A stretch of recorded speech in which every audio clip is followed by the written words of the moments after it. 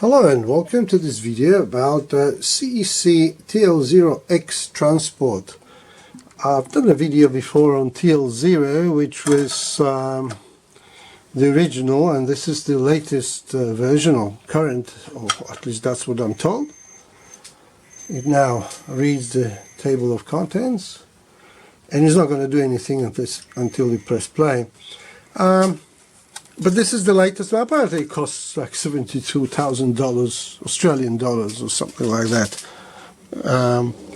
So it already plays, but let me show you something. If we change the track now, have a look how it wobbles. The whole thing wobbles.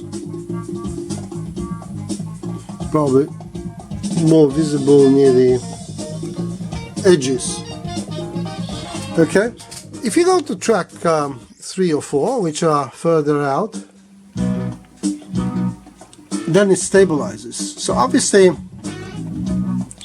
once we hit lower angular velocity, because CDs play with constant linear velocity, but angular velocity changes and is the highest at the center of the disc, at the beginning,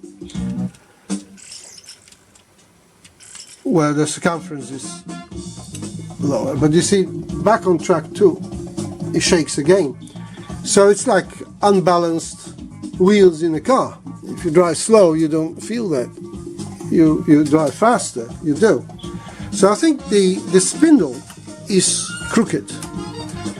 And by the way, you can see the SPDIF trace, which is typical Sanyo belt drive job.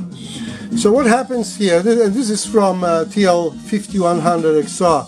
You see the spindle there has a counterbalance there and a huge puck.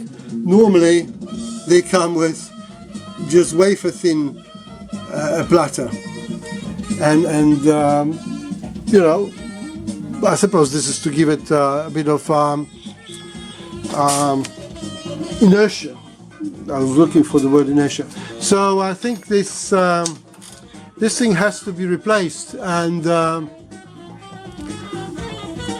well, I don't know if Sanyo still provides that kind of thing, because I mean you cannot be straightened. The guy asked me, this is a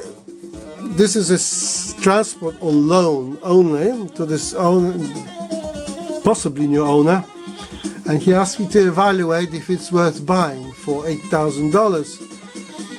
Well, if Sanyo still make a replacement or sell replacement for that, yeah. If not, I suppose one could, let me turn that down, the silliness. I suppose one can buy TL-51XR, which for all intents and purposes is the same thing, but in a normal box. You know, if you look there, this is how it looks, 51 TL-XR, and it's basically the same thing inside. The same laser, the same servo. Presumably, I haven't seen the servo, I haven't opened it up yet. And, you know, you can buy one of those as a donor for this, and it should be fixable then. Just a bit of a hassle.